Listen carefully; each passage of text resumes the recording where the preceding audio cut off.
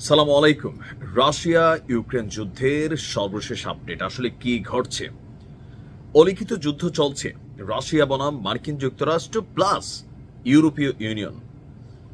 Donald Trump রাষ্ট্র ক্ষমতায় আসার আগে মার্কিন প্রেসিডেন্ট সাবেক জো বাইডেনের নেতৃত্বে পুরো ইউরোপীয় ইউনিয়ন যেভাবে একজোট হয়ে কাজ করেছে, ট্রাম্প ক্ষমতায় আসার পরে গেল ৮ থেকে ৯ মাসে পরিস্থিতিটা কিছুটা ভিন্ন ছিল।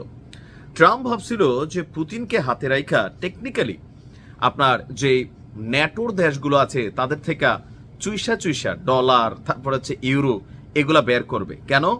কারণ ট্রাম্পের একটা বড় ধরনের অভিযোগ ছিল যে ন্যাটোর মধ্যে আমেরিকায় একাই টাকা দেয় ৯০ টাকা, আর ১০ টাকা দেয় ন্যাটোর বাকি রাষ্ট্রগুলো এমনকি সবাই টাকা পয়সা দেয় না।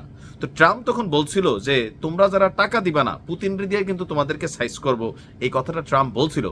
কিন্তু দিন শেষে রাশিয়ার প্রেসিডেন্ট পুতিন তিনি কিন্তু বিবেক খরচ করেন বা ব্রেইন খরচ করে আন্তর্জাতিকভাবে তিনি এই লেভেলে রাজনীতি করেন। তিনি ট্রাম্পকে খুশি করতে অথবা ট্রাম্পের কথায় অনেক দেশের সাথে তিনি কিন্তু শত্রুতা তৈরি করেন নাই, বরঞ্চ ব্যবসা বাণিজ্য, সার্বিক সহযোগিতা সবকিছু মিলাইয়া একটা পজিটিভ ভাইব তৈরি করে ফেলছেন, যাতে ট্রাম্প কিন্তু নাখোশ হয়েছে। ট্রাম্পের যেটা আছে যে ভাই সে ধরেন তার উপর দিয়ে কেউ কথা বলা অথবা তার বিপরীতে কেউ অবস্থান নেওয়া, তাকে রিজেক্ট করা, এটা সে পছন্দ করে না। যার জের ধরে গেল কয়েকদিন আগে হুট করে আপনার ইউক্রেনের অবস্থান নিয়ে নিল ট্রাম্প, মানে ইউক্রেনকে পুরো সাপোর্টিং, ইভেন এত দূরপাল্লার ক্ষেপণাস্ত্র দিবে যেগুলো দিয়ে রাশিয়াতে ইউক্রেন চাইলে আঘাত হানতে পারে।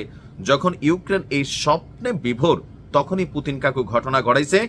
রাশিয়ার দাবি হচ্ছে মাত্র ২৪ ঘন্টায় ইউক্রেনের ১৫০০ সেনা নিহত হয়েছে। একটা সুনামি বসে গেছে আপনার ইউক্রেনের উপর।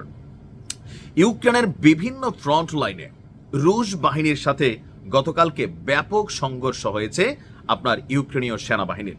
আর এই সংঘর্ষে মাত্র ২৪ ঘন্টায় ইউক্রেনীয় সেনাবাহিনীর প্রায় ১৫১০ জন সদস্য নিহত হয়েছে। আর রুশ প্রতিরক্ষা মন্ত্রণালয় প্রকাশিত সর্বশেষ বিবৃতিতে এ দাবি করা হয়।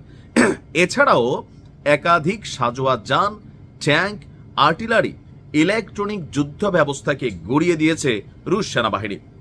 রাশিয়ার মতে ব্যাচল গ্রুপ নর্থ এলাকায় ইউক্রেনীয় বাহিনীর প্রায় ২০০ জন সেনা নিহত হয়েছে, ধ্বংস হয়েছে ট্যাঙ্ক, সাজোয়া যান, ইলেকট্রনিক যুদ্ধকেন্দ্র এবং ৭টি অস্ত্র ভাণ্ডার। এছাড়াও ব্যাচল গ্রুপ ওয়েস্ট ফ্রন্টে ইউক্রেনীয় বাহিনীর ২৩০ জনের বেশি সদস্য নিহত হয়েছে। ধ্বংস করা হয়েছে ৩টি মার্কিন তৈরি যান, ১৪টি মোটর যান এবং একটি আর্টিলারি গান। রুশ বাহিনী আরও ৪টি ইলেকট্রনিক ওয়ারফেয়ার স্টেশন, ৬টি গোলাবারুদ গুদাম ধ্বংসেরও দাবি করেছে। সবচেয়ে বড় সাংঘর্ষিক বা যুদ্ধ হয়েছে সেটা হচ্ছে ব্যাটল গ্রুপ সেন্টার ফ্রন্টে। এখানে ইউক্রেন এই এক অঞ্চলে প্রায় ৫১৫ জনের বেশি সেনা হারিয়েছে। ধ্বংস হয়েছে ট্যাঙ্ক, ব্র্যাডলি যুদ্ধ বিমান, আর্টিলারি গান, কোজাক সাজোয়া গান এবং একাধিক সামরিক যান।